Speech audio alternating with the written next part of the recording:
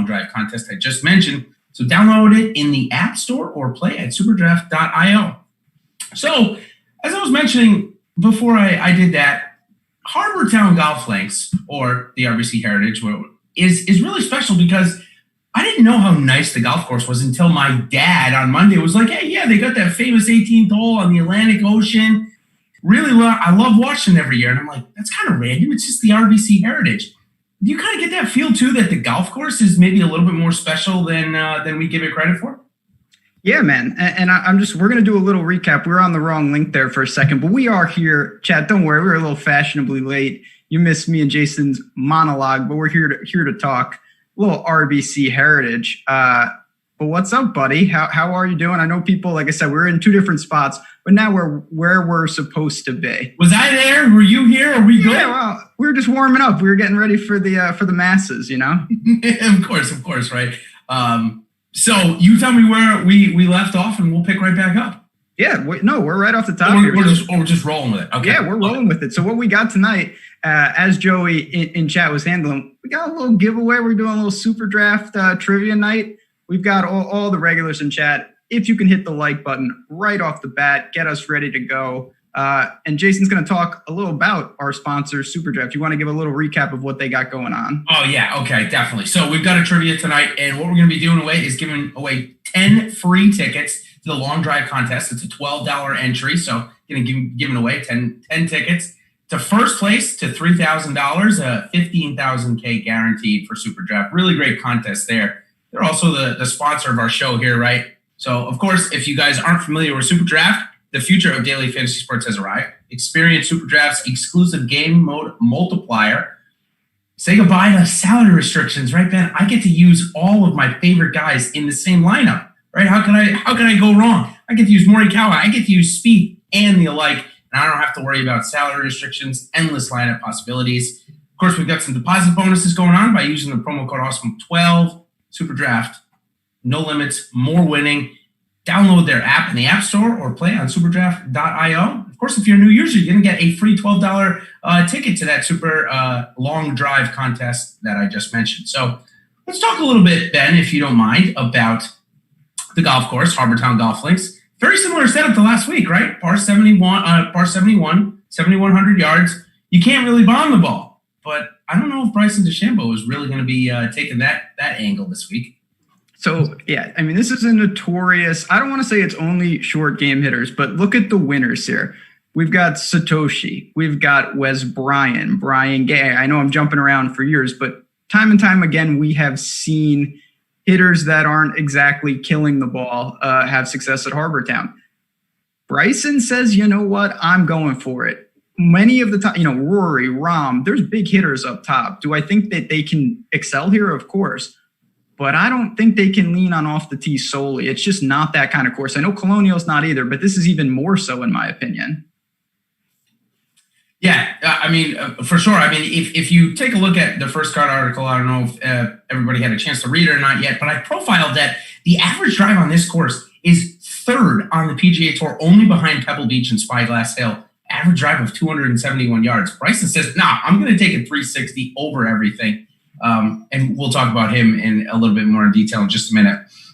Weather looks like it's going to be pretty ideal and very, very similar to the both days. Thursday, it looks like we're going to have mild wind in the morning, maybe a little bit in the afternoon, getting into the teens. Going to have the same thing on Friday. So for the second straight week, we don't have to worry about tee time advantage. Is there anything that, though, you might be trying to pick up on in terms of the tee times? I've been leaning towards PM, AM, so that I don't even have to worry about the Friday afternoon cut sweat. I just know if my guy's going to make it or not. I don't know if that's more nostalgic or mental. But that's for health reasons. Yeah, for health reasons. I'm telling you, I'm not in DFS shape just yet. No, not really. Like you said, I think the main point, both waves are probably going to get slightly better conditions at one point in the morning and maybe a little worse in the afternoon. But it doesn't look like one wave is going to get the best of both of them. And that's really where splits come in. So I'm playing it pretty straight up. I mean, I will say Ben Yan goes off immediately. I have a feeling he'll be a popular first round leader bet. Maybe grab those early conditions and post the number tomorrow. Yeah, for sure.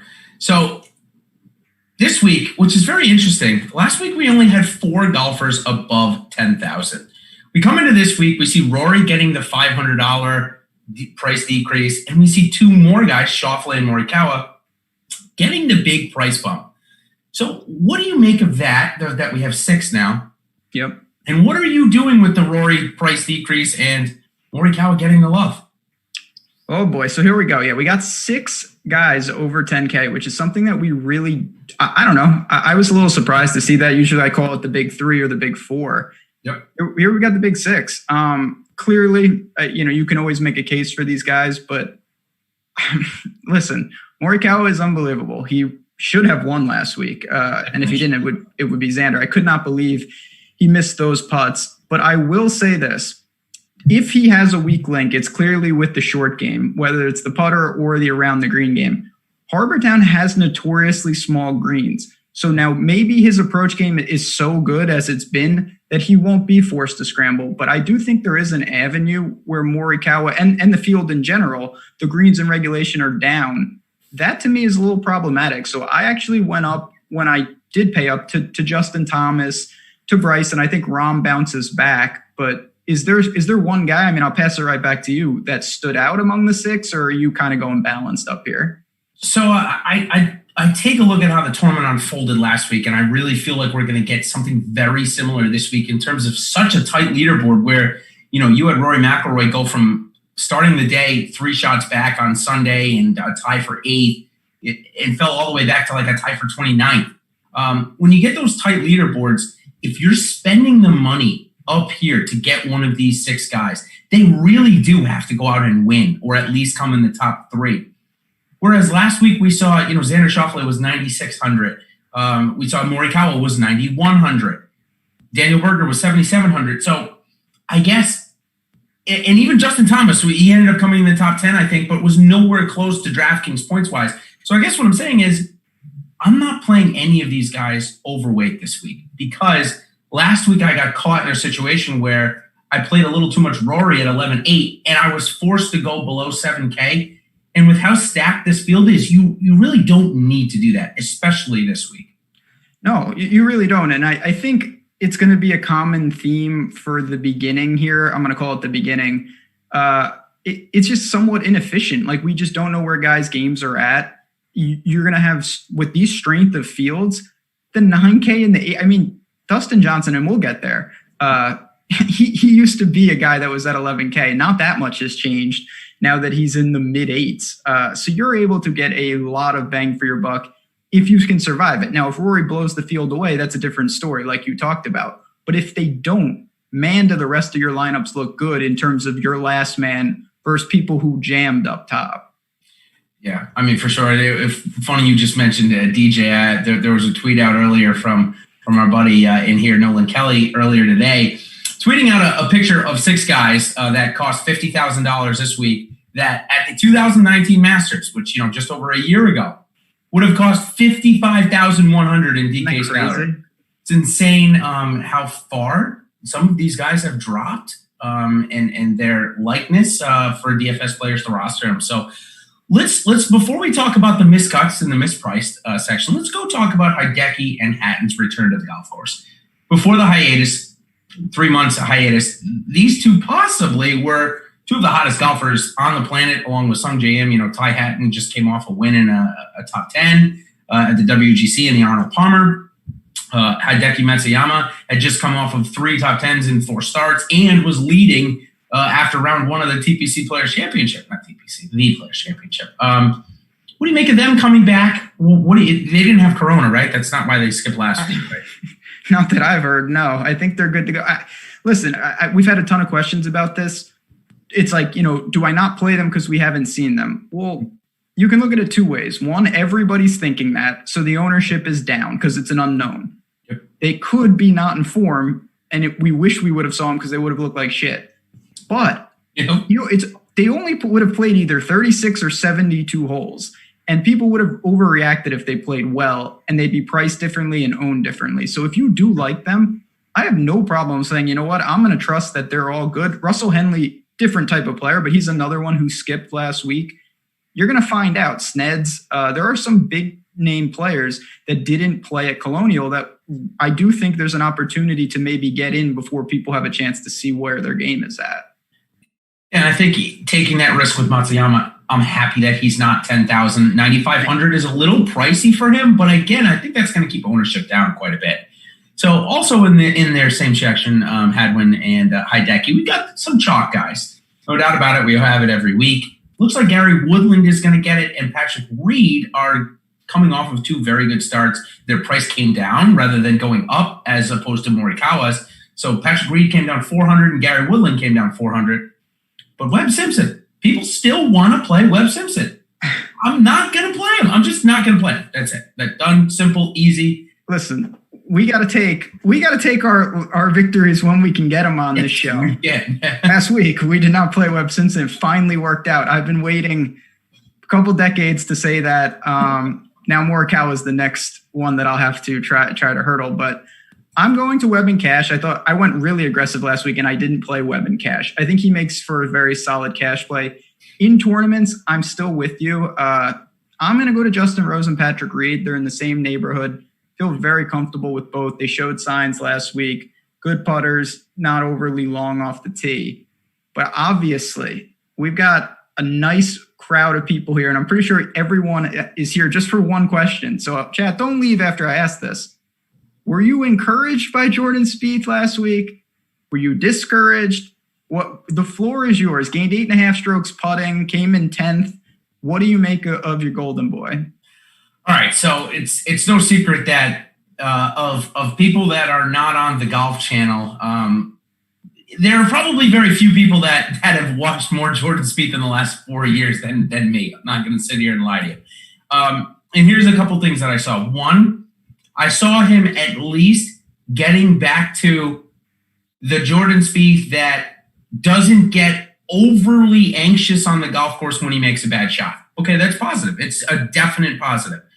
Number 2, I still saw a Jordan Spieth that is not ready to win yet. He wouldn't 4-putt if he's ready to win.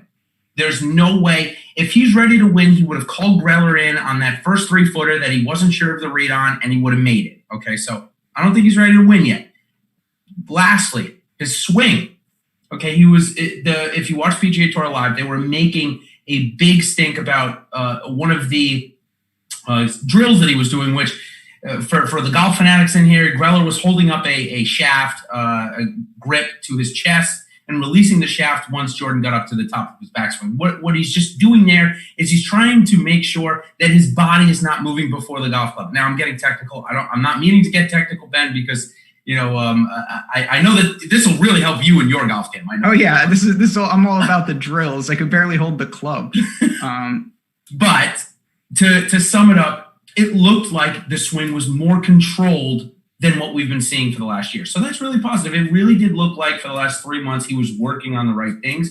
Does that mean that I'm ready to go out and say, yeah, he's a lock every week? Just play him? No, of course not. Am I going to play him every week? Yeah, I've been playing him every week the last 2 years. So I'm definitely not going to stop now when I think maybe we might have seen an actual bottom in his play.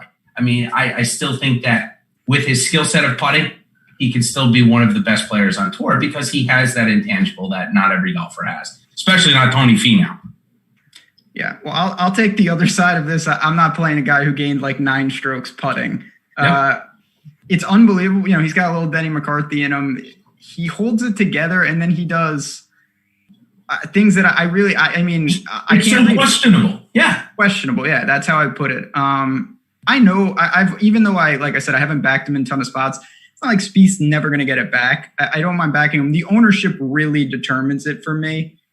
We have him hovering around 10%, which I think is reasonable. It's getting closer. I definitely have more interest in guys that you talked about. And then the other one I want to talk about, totally different player, of course. Brooks, I think you could take some positives from him. Again, clearly, I don't think he's where he was. He would never have been there anyway. He was going to regress. But he's in the DJ bucket right next to him. What do you do with him? He did lose 5 strokes on the approach last week, which is kind of concerning.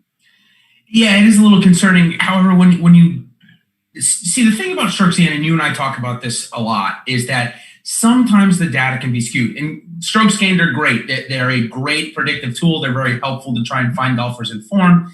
However, if you see something like that, like you saw, especially from Koepka, it intrigues me to look on more. And he had 2 or 3 iron shots. He had 2 in the water, which there's like 5 water hazards on the whole course, and Brooks found a couple of them. And he was loose with a couple wedge shots. So it's no surprise to see that the approaches weren't great. But what I did see was the ability to get up and down from anywhere was starting to happen again. And normally when that starts to happen and he gets confidence in that short game, and we're talking about a guy here that I have been the biggest hater of for the last 2 years. I never wanted to play him. But here we're getting him at 8,600 in a stacked field on a course that is very similar to, say, something like Pebble Beach, where we saw him go out and almost win, against Gary Woodland. Now, it's interesting. Gary Woodland's priced around the same thing, and it looks like he's going to be double the ownership. So what do you do with just that matchup alone? Gary Woodland, Brooks Koepka are very similar players, in my opinion.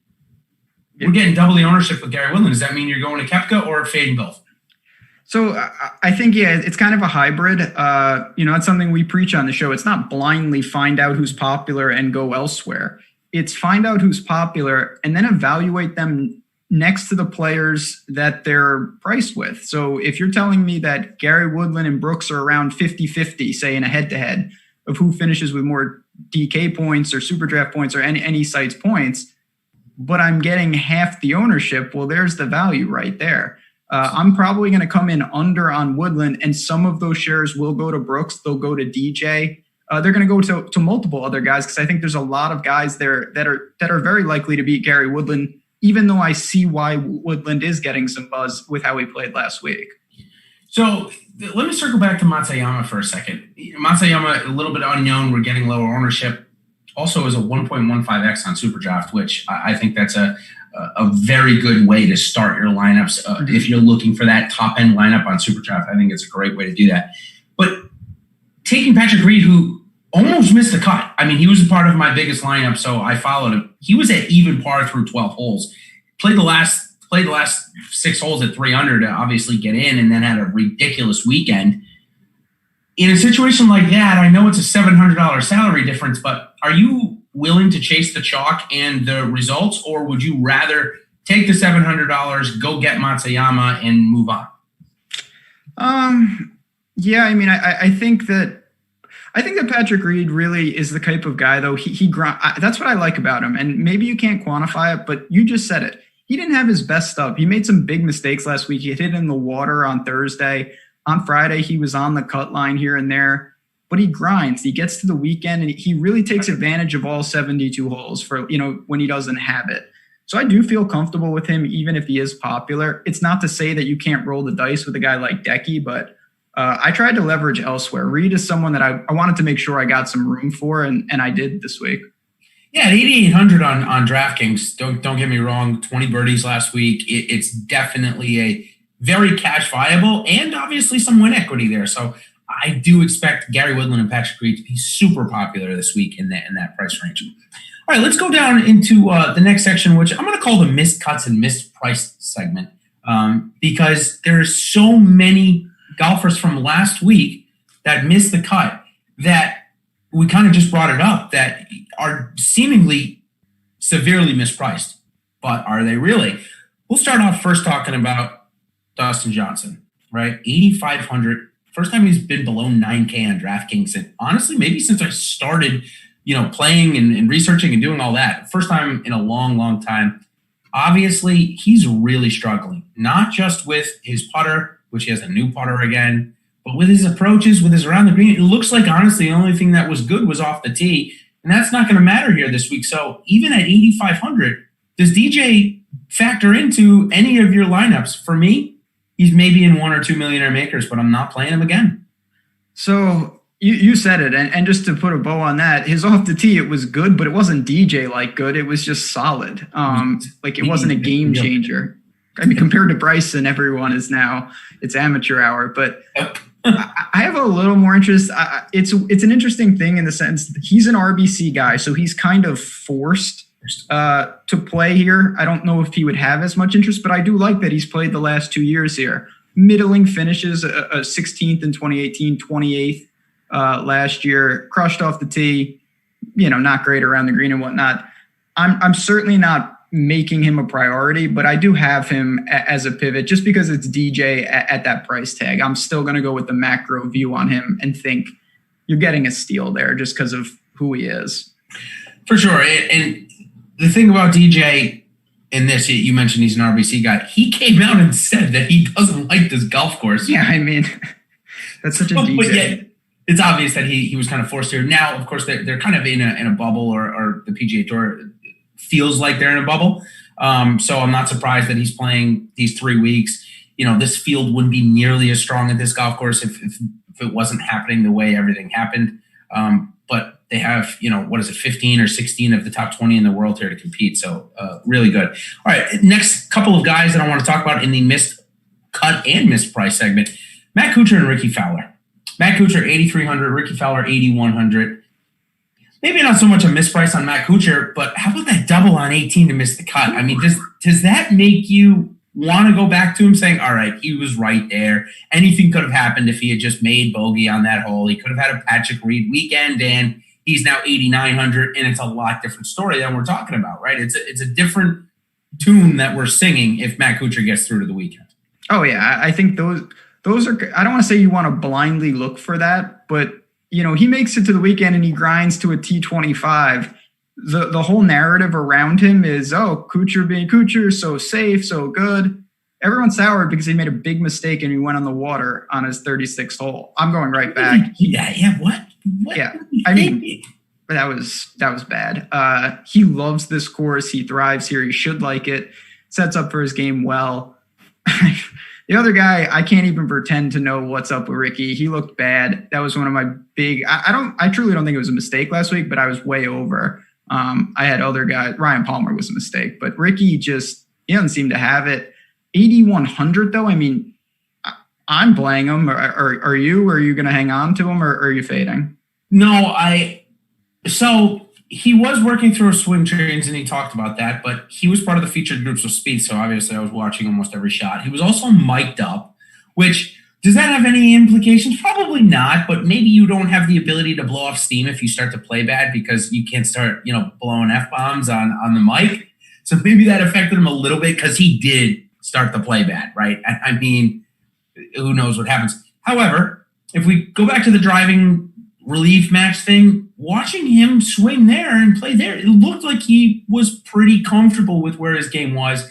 He was asked these exact questions in his interview, what's up with the miscut? How do you feel about coming into this week? And he said that he was able to work on some things that maybe if he was in competition, he wouldn't have been able to do. So yeah, at 8,100, it's kind of, for me, I'm comfortable with going back to Ricky on this type of golf course because I know that the driver is not a big, it's not a big asset, and that would be Ricky's biggest deterrent. So, yeah, I was toying with him in my biggest lineup on DraftKings, and I'm going. It's a matchup with Ricky and Kuchar or Woodland and Oosthuizen or somebody in that range, and that's what I'm deciding to do. Right? It's go for the guys that missed the cut, that perceived not in form with not a lot of ownership, or go to a guy like Gary Woodland who I think could possibly win this week at 8,400, but there's gonna be a ton of ownership there. So that's definitely a decision I'm having to make this week. How about Sergio Garcia and Jason Day? Now Sergio again, very similar to Matt Kuchar, should have made the cut last week, right? But where is Jason Day's game, man? That he should have made that cut last week, and he was nowhere close to it. Where is his game? He left it on Space Mountain, wherever the hell he was that day. Space Mountain. I was doing so on Fridays, 12 o'clock every day. Me, Josh Engelman, Dave Lofty, as you know him. We talk sports and we have the show. I was sweating Jason Day on the show. He got to the par 5, and then there was no more sweat because he hit it out of bounds, and that's the kind of mistake that he just seems to be making. And it seems every week. I don't know what to make of it. His putting and his short game are coming around here and there. It's still not where it was when he had his run in 2015 or 2016. 7,600. I have to have some, but there's a multitude of guys that are taking ownership from him. This is not like a jam spot at all for me. Yeah, I'm agreeing with you there. Another guy that I have in this misprice segment, Shane Lowry, gets $1,000 price decrease after the miscut. He looked terrible. I don't think I'll be going back there. Will you? No, I didn't have much interest. I got the ownership play last week, but I wasn't for me then, and it's not for me now. I don't really see it. The last guy that I have of big miscuts from last week, I know we already talked about him at the top, Jon Rahm. I'm okay going back there. He lost, I think it was 4 strokes putting last week and shot even par. So he just matches the field there. He's 4 under, gets to the weekend, and it's a whole different game, right? Now we're talking about the big 6. All of them played well. Instead, it's 5 played well and Jon Rahm. So I think maybe you get a little ownership discount with Jon Rahm there. He was just in my notes. Yes, easy guy. And we're going to move on to the loaded 7K range. But before I do, I got to say 2 things. One, we got a lot of good people in here, a lot of viewers. If you can hit the like button for us, really helps us support the community. We do appreciate it. And more importantly than that, we want you as part of the community. So if you guys aren't inside the ropes, we'd love for you guys to get in for PGA. So you can get access to all the Awesemo Plus tools and content for this week's PGA slate. You can come in for just a week if you want to try it out. Under $10, $8.95, and it includes full access to Awesemo's projections, his ownership projections, the top golfer tool, obviously the leverage tools. Jason pumps out a ton of articles. I write as well. We have Slack. So we want you guys in there. We hope you at least just try it out for a week, see what you think. Ton of tools behind that paywall. But let's get into this loaded 7K range. We got Fitzy, we've got Day, we've got Poulter, who's one of my favorite plays. Floor is yours. What do you make of it? There's a lot of guys to choose from. Yeah, so Matty Fitz has mentioned that this is his favorite course on the rotation of the PGA Tour that he gets to play. And it's no secret as to why. I mean, if you look at his European Tour wins, Crans de la Sur, or whatever that course in Switzerland's called, I just totally buffed that. I think he's won there. Yeah, you know which one I'm talking? Crans de Sur, you know which ones I'm talking about? In Switzerland. I think he's won twice in a row, maybe, or had won twice in a row. In any case, mountains? Yeah, the mountain course. Yeah. Beautiful course. I hope the European Tour comes back. I do enjoy watching that golf. Anyway, they'll come back soon enough. Speaking of fits, it's no secret as to why a golf course like this would fit his eye and he would like the best. It's very similar to the European Tour style of golf. Target golf, driver pretty much out of your hands, have a good short game, and you can do well. So he played pretty good last week, not bad. But at 7,900, I feel that most people are going to go $300 down, $200 down to the Kisner, to the Jason Kokrak, to the Ian Poulter that you just mentioned. So I think maybe we'll get an under 10% Matty Fitzpatrick owned. And I think that in this type of field, he certainly has been known to turn it up in big events. So I do like Matt Fitzpatrick a lot. How about another nemesis of the show? When we brought him up last week, we talked about him for maybe 5 seconds, and then he comes out of nowhere to top 3 as was one of the top DraftKings points earners, was in the Millionaire Maker lineup. Talking about a 1.1% owned Jason Kokrak last week.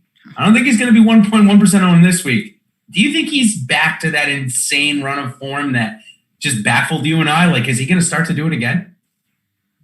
I hope not, because it'll be very expensive like it was the first go around. He gained across the board, so let's break down the stats. 3.4 off the tee, very good. 1.6 with the iron, solid enough. 1.5 around the green. He hadn't gained around the green since Shriners, which was in October of 2019. And then the chef's kiss, 5.2 with the putter. I mean, if he's going to gain 7 strokes in the short game, I'm going to have some problems. I don't mind the play, but I think that you're kind of priced out. The value was last week. You just said a 1% owned Jason Kokrak. That's not the case this week. He's got a lot of experience at Heritage and some middling success, a top 10, 2016. I'm going to go elsewhere, though. Give me Kisner, Billy Ho, Poulter, Usti, Fitzy, certainly all ahead of him. Yeah, and you just mentioned a couple of guys in the international contingent that we got in here. Louis Oosthuizen, obviously, on a course like this, if he gets that putter rolling, is going to be in the mix, no doubt about it. A guy that I'm going after, though, this week, a guy that in 94% of his measured starts has gained at least one stroke ball striking, and that's Viktor Hovland. And one of the reasons why I'm going back to him this week is because of the point that the greens are so small, which we've already mentioned, that once you're on them, they're relatively easy to putt on. There's not a lot of undulations. There's not a lot of creases and all that jazz. That should help the worst part of Viktor Hovland's game, in my opinion. So that's what I'm betting on this week. I think that the ownership is going to be spread out there. But do you think maybe in the more limited entry contest, maybe more people go to Ian Poulter? I heard you mention that he might be one of your favorite plays on the slate. And I'm not taking away from that. He's in one of my higher dollar lineups. I think he's a fine play. But if I had a one choice, I think I would go Hovland over Poulter here. Why are you making the other decision? So for me, Poulter's someone that I've been on. He's making cuts, but I haven't gotten really paid off. And that's okay because the market hasn't adjusted. He hasn't been cut since 2019. He's gained consistently pretty much across the board. The off the tee is a little weak, but that's okay for here. Poulter, got a wealth of experience at Harbor Town. And like you said, even though he's going to get some interest, there's a bunch of playable guys here. The ownership's going to spread. You've got Hovland. Day is going to cause some sticker shock. Joel Damon at 7,500 was very good. Benny On is there. I think these are guys that are going to chip away. So although I like Poulter, you can make a case for those type of plays as one-offs, and I feel very comfortable with that. Take away Benny On's 14 on whatever the hole it was. How? I looked, and it was just like, okay, he's obviously just kicking the ball at this point because every shot is 30 yards, like on a par 5. That's the road less traveled, obviously. What was he doing? I have no idea. Are you ready to just throw that hole out and say, okay, I'll go back into him? 7,500 for me, it's a reasonable price. I think it's high upside on a Pete Dye track, and we know his history. He's held the first round lead at the Players a couple of times, another Pete Dye track. I'm kind of into him here. Oh, me too. I mean, I know, and I'm not even saying this joking. He only lost 3.3 strokes putting last week, and that's obviously it's not good, but compared to he lost 9.2 at API back in March. Benny On should be good if his irons turn around. He's an incredible scrambler around the green player. This is a good spot. You just said this with Hovland. I think the same thing applies. His week, I mean, if you hit the green, you can't have a long leg, but the green isn't big enough. So, like, you Benny On might find a way, though. Well, that's how do you make a 9? Like, come on, man. Especially with did he hit it out of bounds? I don't even know if he hit it out of bounds. He was just, I'm telling you, he was in the forest and he was just going. It's never, I say this every week. When you're watching on the PGA Tour app or on, Shot Tracker and you see a color and you're just like, oh, I didn't know they had that color because it's a number that never exists. It's like dark brown. You're just like, well, this is a problem. That's an other anti-snowman. So yeah, I'm throwing that hole out completely though. Okay, me too. Two other guys, you mentioned Joel Damon already, and I had him listed with JT Poston. I mean, their form just continues to be pretty good, upper echelon. They come to a course where they both have good history at. I mean, Damon had a top 20 here last year. Poston had a top 6 here last year. I don't think we're going to get 10% or more on these guys. Are you okay with playing these names when there are the Poulters and Oosthuizens and Sergio Garcias priced right around them, if not below them? Listen, that's a guy that, JT Poston, we had heard, and we mentioned this last week, he was playing in some big games in Sea Island getting ready. He's just a weird guy because his approach game is kind of weak. He hits a lot of fairways and he's a good putter. But that's an atypical thing. It's almost like the Wyndham Clark that I call it. It's an odd formula for success. I think for me, I'm going to stick with the names we already talked about, the Poulters, the Damons, Benny On, even guys a little higher up. Because there's too many names. I don't want to get too thin because then you don't get paid off if you get one right. You know what I mean? Exactly. How about in the last one here that I want to talk about? He's getting a bunch of chatter around the industry this week. It's Kevin Kisner. Kind of flashed form for the first couple of days last week, right? And then kind of faded over the weekend, didn't really come through. Goes to a, closer to home, I guess, here. I mean, he lives in Georgia, wherever he lives. SEC guy, so I know this is an SEC course. What do you make of Kisner? Decent course history here as well. He's a plotter. He fits the course profile of what we'd be looking for, but does he have as much upside as we would want? Does he have more upside than Victor Hovland, for example? Yeah, I mean, I like Kiz just because he's got a couple things. One, he's a great putter, can get nuclear out there, and he's kind of I consider him like a big game hunter. He's won a WGC, he's hung in a major. He's not going to be scared of fields like this, no doubt about it. His game, though, you're right, it disappears at times. Like, it's very hard. It reminds me of Sned's a little, where he can pop randomly, but he also can go away randomly. So don't mind it, but I would never back him in cash or anything like that. All right, well, let's move on to our one of my favorite segments. It's the Make the Cut segment, where we just kind of rapid fire some guys, and we're just going to tell you if we think they're going to make the cut or not. Pretty simple. Sometimes when you're taking those last few guys in the lineup, you just need him to get through the cut. Last week for me, it was Matt Wallace. I just needed him to get through the cut. That's all. I needed 20 points on the weekend from him, and I would have had a much better week than I did. Which, again, I was lucky to have a profitable week with 0.0 Daniel Berger anywhere on any site. SuperDraft, fantasy draft, it doesn't matter. I didn't have none of them. So maybe I will this week, probably not. All right, let's start off right away with Make the Cut. Shane Lowry, awful last week. What do you make about him this week? Gone. No, we got one down. Keep going. Shane Lowry not making the week. Brandon, former winner here, Grace. Didn't know Brandon Grace gets the nominee. I have one of these every single week. This one. Saturday, I'm watching the golf, and I say, Brandon Grace is in this tournament. I didn't even know he was in the tournament until Saturday. I guess he's playing better, but no, I'm not going to the South African here. Funny enough, you just mentioned that. I was watching golf with my mom, all right, on Saturday. She loves golf. She's like, hey, Bubba Watson's in this tournament? Who knew? I guess so. Comes in the top. I think he came in the top 10 or at least close to it. Is he getting through? Yeah, is he getting through at Harbour Town? Is his game just in a good place? It seemed like it was trending upward. I don't mind the play. I'll say he makes the weekend, but I have him with a pretty middling. He's kind of like Kokrak. The time to play him was last week. I obviously didn't get there, but I think the value is kind of sucked out. Brandt Snedeker, who withdrew last week, we never find out why unless there's an injury. So anyone can speculate as to why he had to withdraw. Does he see the weekend, or is there a positive test coming from Brandt? Yeah, I don't. Sneds he's bad for Make the Cut segment because I'll say this. I don't think he sees the weekend, but he also has really good top 5 equity. He's extremely boom bust. I'm not going to back him blindly, though. There's too many other guys in that range.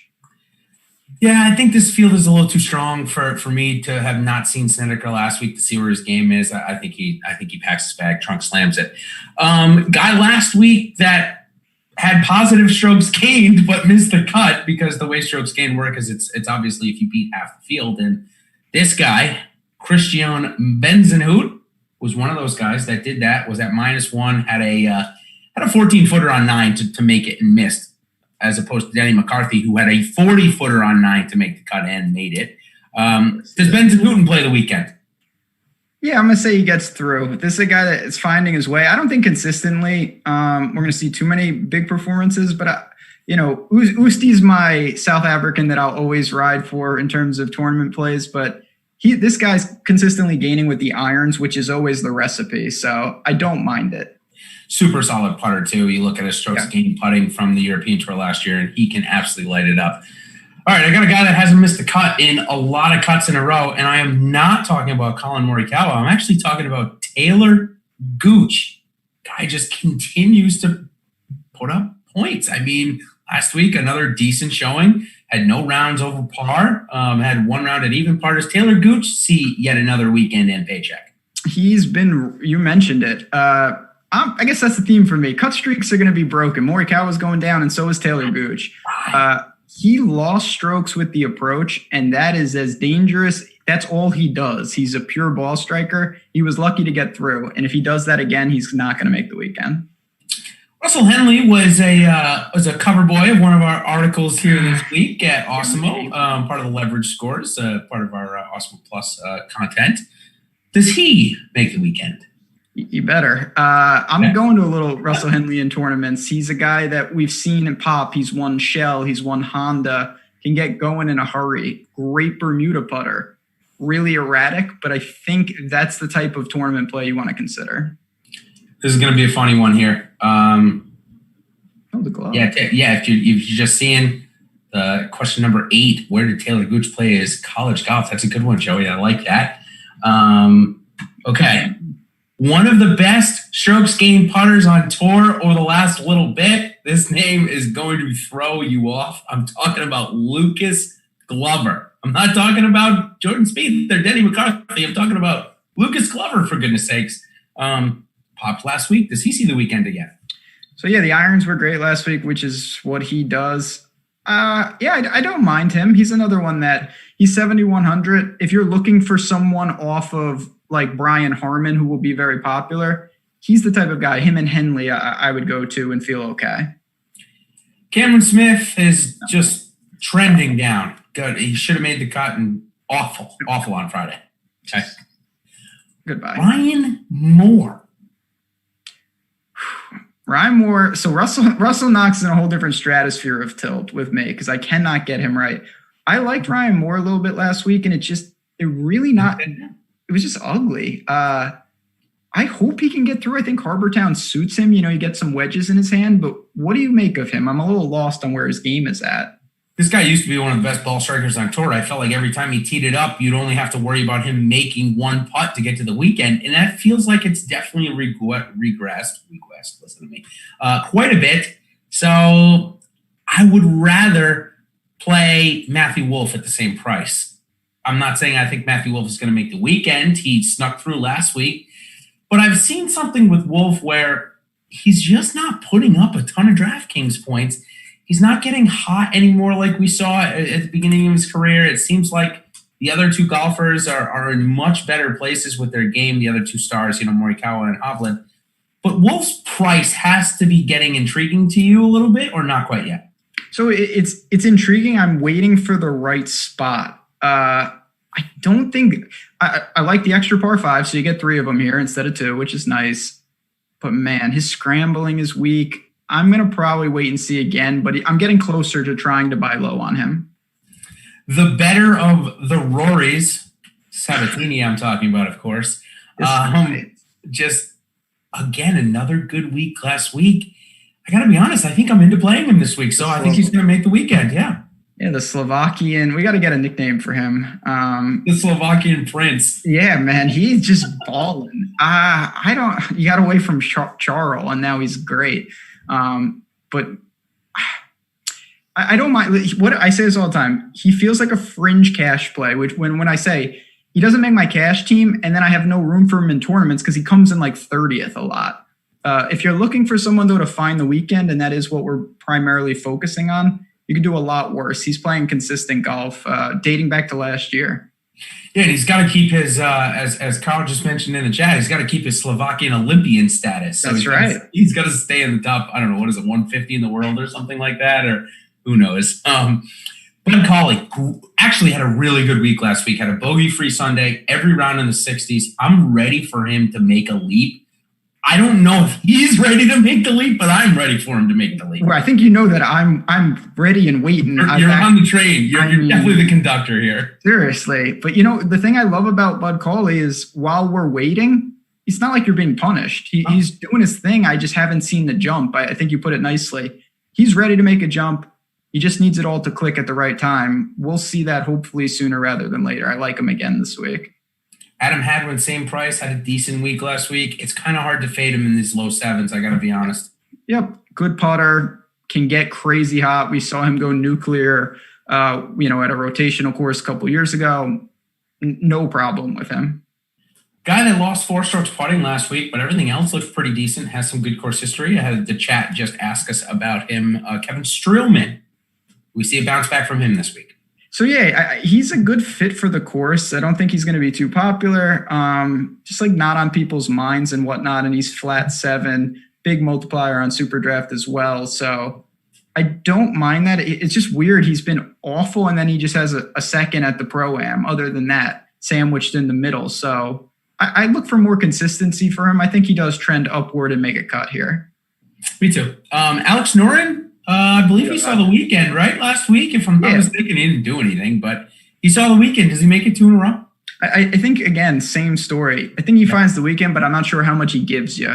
He seems to get through, and then he comes in 50th, and that's useful but also useless. Harry Higgs was making a Saturday run before it kind of faltered. But again, he's a true grinder, this guy. And he's got a great video on PGA Tour's Twitter that they just put out of him making a Tito's and water drink, and that being his official cocktail. I don't know if you saw that or yet, Ben, but Harry Higgs, the legend, just does continue to grow. What about this guy? What about the true grinder, Harry Higgs? You going to play him this week? Harry, I'm a big fan of his. I thought that he had a specific type of course, but he's starting to buck that, which is encouraging. He's a really aggressive scorer and aggressive driver of the ball, but he's been holding his own at courses like even Colonial. So I don't think this is a good course.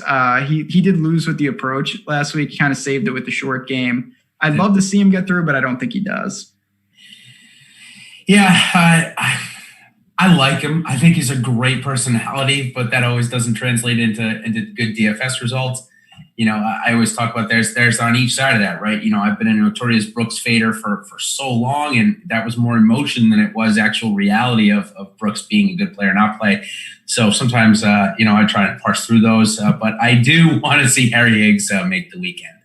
All right, before we move on to our deep dive and hot takes, because we're right at that price section, I want to tell you about our giveaway that we got going on Twitter this week.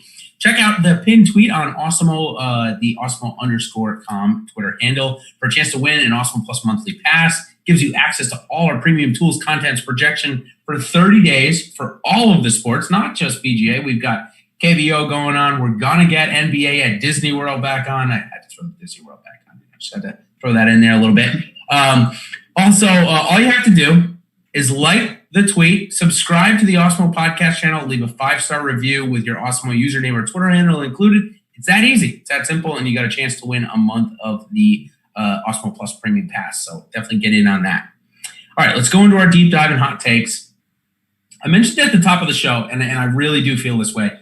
This is one of the first weeks where I really am not looking at the below 7K section that much at all. I just think that there's a ton of talent in the 9 to 8 and 7 where you can make great lineups. But if you're having to dive, I'll start off first. I'll give my top 2 plays. Specifically on FanDuel and SuperDraft, Doc Redman, I think is the min price on FanDuel, a good multiplier on SuperDraft. I like him a lot. He had a decent week last week. In fact, he had a little better week than his positional will actually come out to be. So I do like Doc Redman a little bit in a deep dive.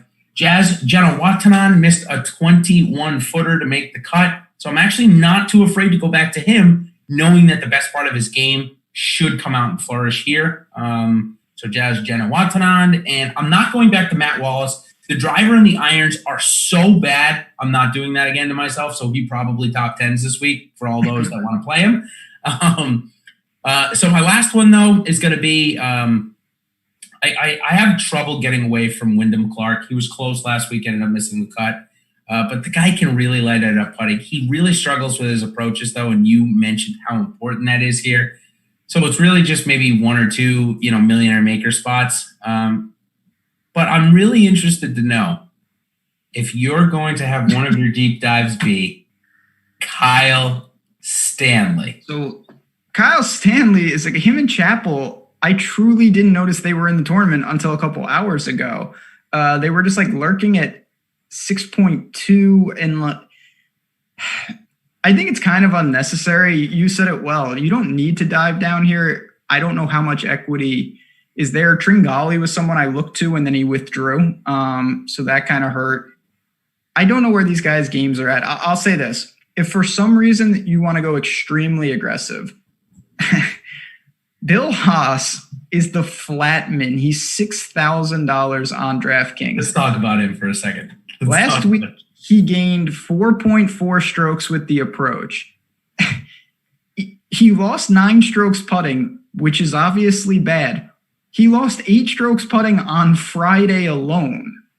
You want to hear this? Like, if I got maced before the round, you think just using the force, you could get it close enough to not do that. If you need a guy at that min, I think you got to go there. don't know if it's necessary, but my God. You know So, what I do? I think Timothy, your co-host on Tuesday, Timothy Frank at Fantasy Golf Man, I think he was the one who said something about Bill Haas losing that 8.2 strokes in one round. I'm not sure if it was him, but hey, we'll give credit to him. Why not? We like Tim. So I had to go look. I just had to. I had to go count it up. Are you ready for this? I'll rapid fire it. Please. Missed 5-footer, missed 2-footer, missed a 12-footer, missed a 3-footer, missed a 4-footer, missed a 3-footer, missed a 7-footer, missed a 10-footer, missed a 4-footer. What? Yeah, There's 6 inside of 4 feet. It's insane.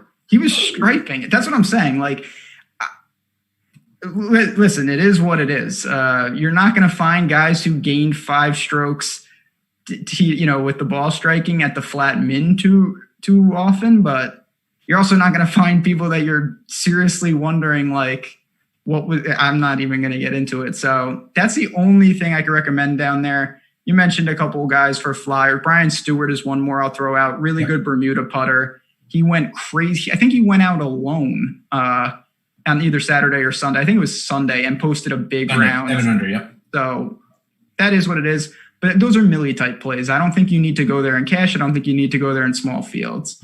Yeah, I totally agree. It's interesting. We'll have to take note of this maybe for Showdown. I don't know how much credence there is to this. But Chesson Hadley went out first by himself on Saturday and shot 6 under, and Stewart goes out the next day and shoots 7 under. There's something to that of being able to go out on your own, play at your own pace, never have to wait, can get into a groove. So maybe something to take a look at if we get an odd number again this weekend and we get 2 sums. There might be a single again. So, okay, we've given our deep dives. Before we go on to, let's see if we have, I want to make sure we get in our listener questions. Jazz, did I miss any while I go to our Slack to see? I think we're pretty caught up. We had some questions about grass splits and stuff. I don't get too into that data. It's kind of hard to find. Yep. You can check it out here and there, but mostly I just like to look for guys, that are trending upward, whether it's with the short game or with the putter. It's very variance week to week though. For sure. Cooler's asked us. I got a couple of guys from him. God. Yeah. What are you doing? You love these. You love these. Come on. Jason Duffner made the cut last week, but yeah, that's about all he did. Man, I had some Duffner. He really went backwards. I think he's another one. He's in the mid 6s, and that's probably too low. But I didn't need to go and get him that often. Wise too. I should have mentioned Aaron Wise, my guilty pleasure. Well, I have to say this next guy is way, way more of a guilty pleasure and has turned into just a total demon for you and for himself over the last little bit. And it's Emiliano Grillo. Oh, he's not even. Is he playing golf again? What's he doing? Just take it back. Like I said, my heart, I'm telling you, my blood pressure is like through the roof. I know the undershot player Emiliano Grillo talk with that. Yeah, he lost 6.4 with the old putter last week. Grillo just is broken. Really broken. And his short game is equally bad. So I don't know what to say there. You can back him blindly on ball striking, but there's no reason to think his putting will turn around. Last one, Pete Dye specialist Siwoo Kim. Not for me. I get why people want to tail it blindly though. Yeah, it's the top 2 here and the win at the Players, and it makes sense. Okay, so quickly, let's mention before we go into our hot takes, and then we'll do a quick SuperDraft segment at the end. FanDuel, Doc Redman is min price. Any min prices or real cheap guys that you like over there versus DraftKings? Same. Doc Redman really stuck out to me. Yeah, I mean, Bill Haas is the main. Aaron, like I said, Aaron Wise is someone that I expect to be better than he is, but there's no indication of where his game is at. So you've got Doc Redman. You mentioned he's a guy. Sam Burns, 7,700. He's an LSU guy, so obviously Bermuda. I'm sure he sees down in the Southeast often. I don't. Again, though, when you build, don't just go down there to go down there. If you have a reason and you want to jam, I get it, but you don't have to dip if you don't want to. If you think it's going to be a Rory Justin shootout and they're going to be free clear of the field on Sunday, then I totally understand the need to go down to Bill Haas, Doc Redman, that kind of thing. And that very well could happen. I'm not saying it's not. But if a last week is any judge, it's going to be another packed leaderboard and tight leaderboard. No one's going to be able to run away. There's just not enough golf that has been played for people to run away at this point and be so much better informed than everybody else. So, all right, let's move on to hot takes. I think do I get a full point for my take last week? And what was it? We'll see what. It was Abraham Answer. I think I said top 5. Okay, no, that's top 5. He ended up top 10. You get a half a point for that. Yeah. Okay. Yeah, I said something with Bug Coley, which I didn't disgrace myself yet. No. But we had Webb. I could have just used the Webb. I said this cut on so many shows, and then he makes it. I could have actually done it. I'm going to redeem myself. I've got a good one here. Okay, I love it. Let's hear it. Ian Poulter, top European player in this field. 18-1 in the betting market. Wow. I bet that this morning. Pretty good. Now you're going against Rahm and Rory and some big names. But 18-1 for top Euro. I like that bet. I bet it this morning. I really like Poulter in this spot. That's a nice one. Obviously, top Euro. Did you also couple that with a top 10 bet, or didn't need to go that far? So I did. The thing I loved about it is his top 10 and top 5 were lower than that in the odds. And I think if he puts up a top 5, he's going to cash top Euro at 18-1, where he's not 18-1 for a top 5. So you're stealing a little value. You're also rolling the dice, of course. If a Euro won it, you would not get paid off. Yeah, it's a good bet though. I like it. I think it's a quality different bet than what we're used to seeing. Interested to see. Do you have that one in front of you? Those lines in front of you? I'm just interested to see what Viktor Hovland is. He's probably right around the same price, I guess. I can pull it up for what a top 5. For your top European. Okay, let's go to the video. Okay, I was going to say top European. He's from Norway, folks. Let's see what we can find here. He's our Scandinavian brother, right? Yeah, I think he is actually, just looking at it. Top European, we've got Viktor Hovland. He's shorter. He's 12-1 on my screen right now. Yeah, it's not as good. I'd rather have Poulter at 18-1 there. They're the same price on DraftKings. I'm going to stick with Hovland, though. I'm going to give him a top 10 this week. I think that he gets there. And I think that his game should be best suited for here if these greens are as easy as the statistics say they are. If scrambling is as easy as the statistics says, Hovland should be in the top 15, but we're going to say top 10 for the hot take. Okay, let's move on to our last segment. We're going to do a couple minutes on SuperDraft here. Just a couple of plays that we like over there this week, as they've got, as we mentioned, they've got the $15,000 guaranteed with $3K to first in a $12 entry. Of course, we've got SuperDraft projections up on the site from Awesemo, from Alex Baker, who at one point last week was in first place in that contest. I'm not sure if he ended there. I forgot to look, but I know I saw him at least quite a good ways up there.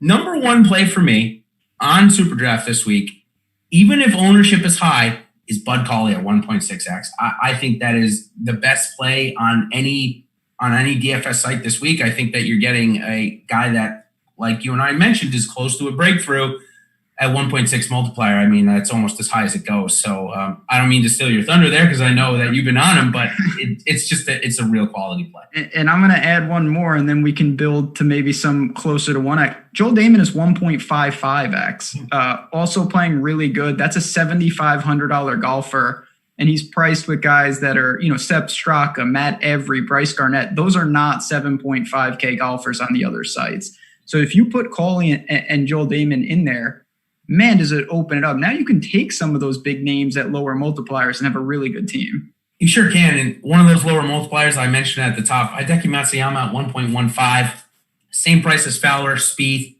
same price as Morikawa. If you're going to use Morikawa, do you like getting the leverage with the SuperDraft multiplier here rather than the 10,000 price tag and the 11.5 price tag on the two other sites?